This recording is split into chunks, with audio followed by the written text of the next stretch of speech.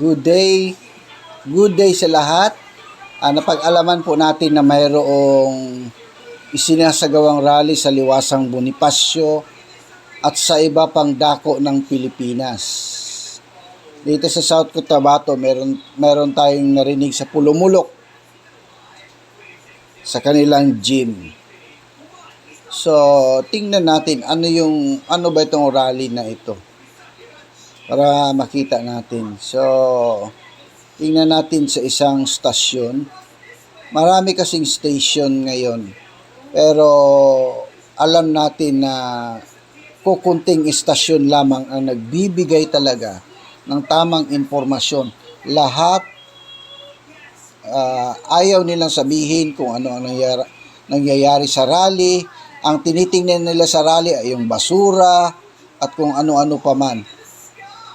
Kaya sisilip tayo sa mga stasyon na talagang nagsasabi ng totoo, nagsasabi ng totoong mga balita. So, Net25 ang tingnan natin. So, ito, panoorin natin itong isang balita mula sa Net25 patungkol sa rallying ito. Ano ba itong rally na ito? Sino ba yung mga speakers? Pakinggan natin. Weng, isa na doon sa tumayo sa entablado kanina ay si Cathy Binag at maging yung isang leader ng Muslim group na sumusuporta rin dito sa at patuloy na pagkwestiyon sa kasulukuyang kaganapan sa ating bansa. At inaasahang ngayong gabi ay kanina may mga dumarating ng mga sasakyan din. Siguro yun na rin yung mga ilan pa sa mga speakers na inaasahan na magsasalita rin ngayong gabi. Kabilang kanina sa kapagsalita na ay itong si Dato Kasaligan ng Prime Minister of Indigenous People at ito nga si Cathy Binag at ilan pang personalidad, yung yung iba political vlogger na patuloy din na kumikwestiyon dun sa kasalukuyang kaganapan sa ating bansa.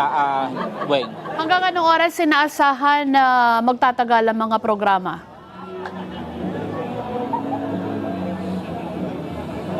Weng, ini-expect na bandang 9 p.m. ay magtatagal itong programa pero depende pa rin kasi doon sa mga darating. May mga nasa listahan din actually na may mga tentative pa as of this moment. So baka bigla silang mag-confirm at dumating din dito para magsalita on stage at magbigay ng suporta sa ginagawa ng UPI. Weng.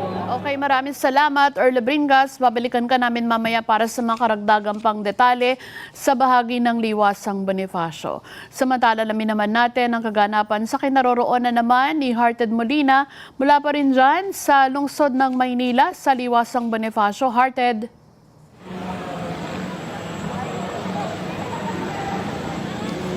Weng, tuloy-tuloy nga ang dagsa ng tao dito sa Liwasang Bonifacio sa isinasagawang rally ng United People's Initiative kung saan yung mga kababayan natin nakikita natin kahit gabi dire-diretso ang ginagawang pagdating. At ngayon nga ay may mga inaasahan tayong mga kilalang personalidad na a-attend o dadalo dito sa isinasagawang rally. Kabilang dyan si Professor Malu Tiquia na inaasahan natin ngayon at nakita natin kanina si Attorney Rowena Guanzon ay nandito na nga para magsalita sa entablado.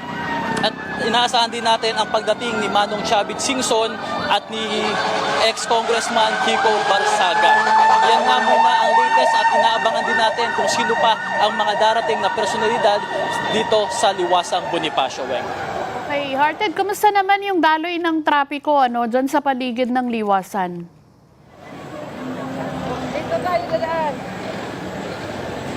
Dito, Weng, makikita natin maluwag yung daloy ng trapiko, hindi naman naharangan yung daanan dito sa Liwasang Bonifacio sapagkat yung mga dumadalo dito sa rally sinasagawa ay nagbibigay daan sa mga motorista kaya wala tayong nakikitang traffic at tuloy-tuloy ang daloy ng trapiko.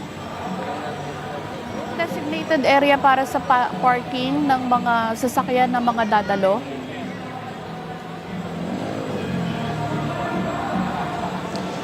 Yes, Weng, dito pinapayagan ng ating mga organizer na makapag-park dito sa mga gilid ng kalsada. Meron tayong mga dinesignate na parking dito kung saan nag-a-assist yung mga kawani dito sa Kamaynilaan para sa maayos na at organisadong pagpaparking ng mga umaattend ngayon dito sa rally. Okay, maraming salamat sa iyo, Hearted Molina, na nag-uulat din dyan sa bahagi din ng Liwasang Bonifacio. Alamin naman natin ang sitwasyon sa Naga City kung saan nagsasagawa din ng kaparehong People's Indignation Rally ang United People's Initiative. May pag-uulat live mula sa Naga City si Mike Gravito. Mike? Babalikan po natin ang pag-uulat na yan mula sa Naga City. Nagpatuloy ngayong gabi ang kaparehong People's Indignation Rally dahil sa pagkapal ng mga taong dumagsa sa Bukidnon. Alamin natin kung ano na mga kaganapan doon. Nagbabalik sa pag-uulat si Ayla Lomokso. Ayla? Kasalukuyan po nagpapatuloy ang isang mapayapang pagtitipon dito sa terminal ng Maramag, Bukidnon. Nakatutok pa rin tayo dito live sa Maramag Integrated Bus Terminal kung saan ay hinto na sana kanina ang pagtitipon bandang alas 4 po ng hapon, subalit patuloy ang pagdagsa ng mga mamamayan mula sa iba't ibang lugar ng probinsya ng Bukidnon at iba pang mga karatig na probinsya nito.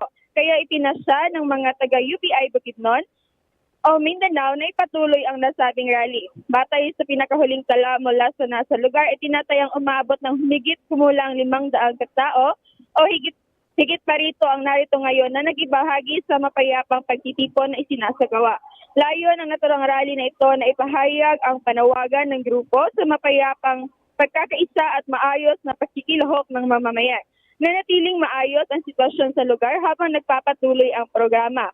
Sa ngayon, nagpapatuloy na ang pagtitipon habang inaasahang ang posibleng pagdami pa ng mga kalahok sa mga susunod pa na oras. Mula rito sa Maramag, Bukidnon, ako po si Ayla Lomokso para sa Net25 News Update. Maraming salamat kay Ayla Lomokso mula sa probinsya ng Bukidnon. Tuloy-tuloy ang pagsasagawa naman ng protesta sa bahagi naman ng Plaza Independencia sa lungsod ng Cebu. Kaugnay po ng People's Indignation Rally na isinasagawa hindi lang dito sa Metro Manila kundi sa iba pang panig ng bansa. Makabalita naman tayo kay Joey Morales, live magduulat sa atin mula sa Plaza Independencia ng Cebu. Joey?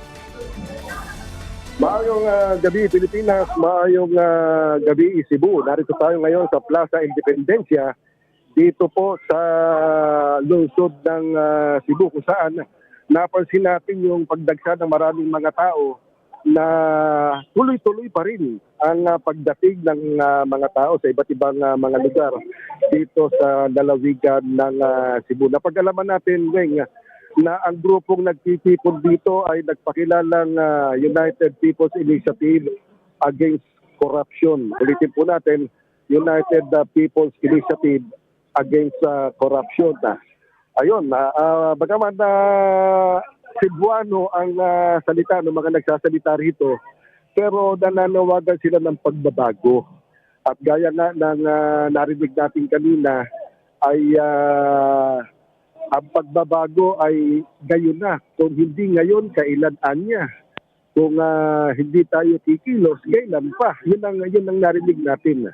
At yung mga taong nagtitipon ngayon dito sa Plaza Independencia ay naglalatag na rin sila ng kanilang mauupuan, mahihigaan, at kung saan na sila puwepesto.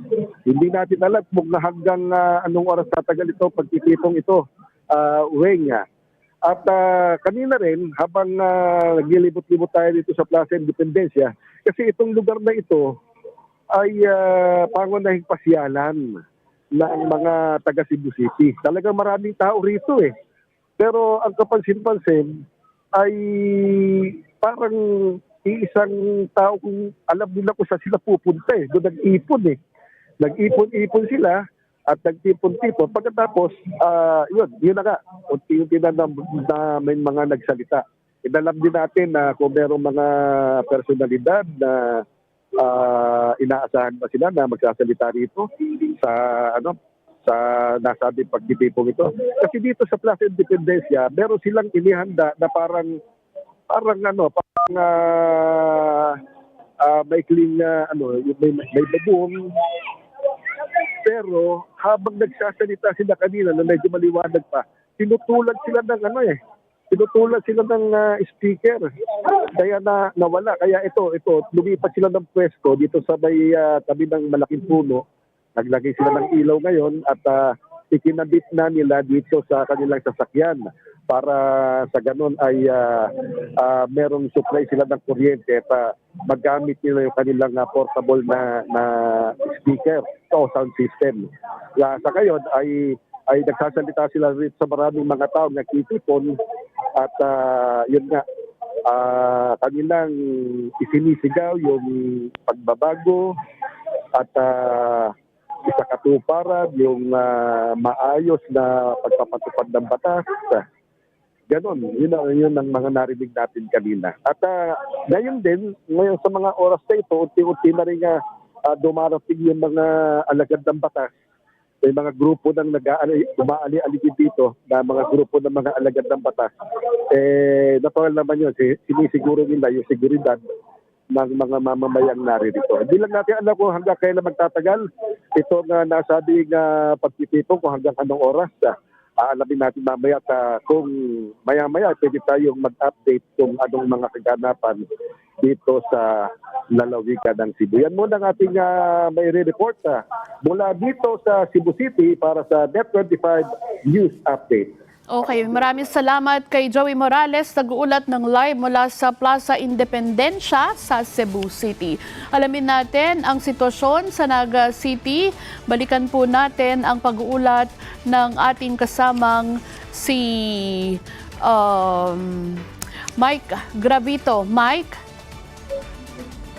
Yes, Weng, pasado alas 2 kanilang hapon nang magsimulang dumagsa sa Plaza 15 Martires dito sa Naga City sa lalawigan ng Camarines Sur ang maraming bilang ng tao para ipanawagan ang transparency kaugnay sa malawakang korupsyon na nangyayari sa ating bansa at papanagutin ang mga sangkot dito.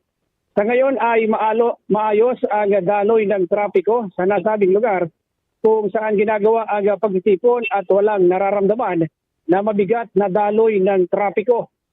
Nakaantabay naman sa lugar ang ilang mga kagawad ng Naga City Police Office para sa maayos na seguridad at kaligtasan ng mga kalahok sa rally.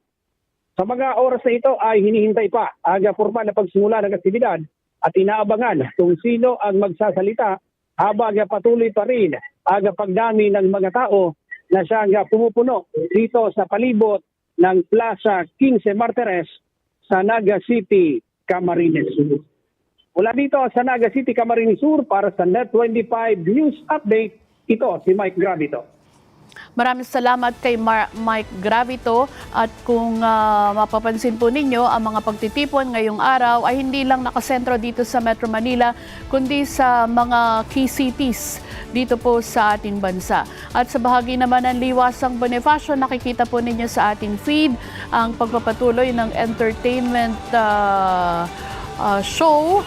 Bahagi po yan ng inihandang programa para po dun sa mga kababayan natin na nakikiisa at lumahok dito sa indignation rally na ito. Maya-maya po ang tabayanan ang pagsasalita ng mga inanyayahang panauhin para po magbigay ng kanilang mga mensahe at nakasentro nga po yan doon sa panawagan para sa paglabas ng katotohanan at ng paghikayat sa gobyerno na papanagutin ang mga sangkot sa katiwalian sa pondo ng pamahalaan. At tabayanan po ang mga karagdagang detalye sa mga susunod na updates. At ako po si Weng de la Fuente, dito pa rin sa Net25. Matatag, matapang, matapat.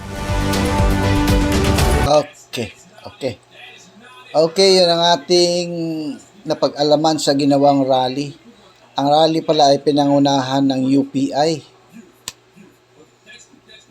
Katulad ng ibang mga rally, humihingi din sila ng katarungan, transparency, ipagpatuloy yung investigasyon, habulin yung mga nagkamal ng maraming pera ng gobyerno sa pamamagitan ng flood control projects. Yun ang kanilang hinahangad. So, hanggang dito lang ating video. Please like and subscribe. Patuloy tayong manonood, patuloy tayong magmanman sa mga pangyayari sa Pilipinas. Sana maging okay na ang lahat.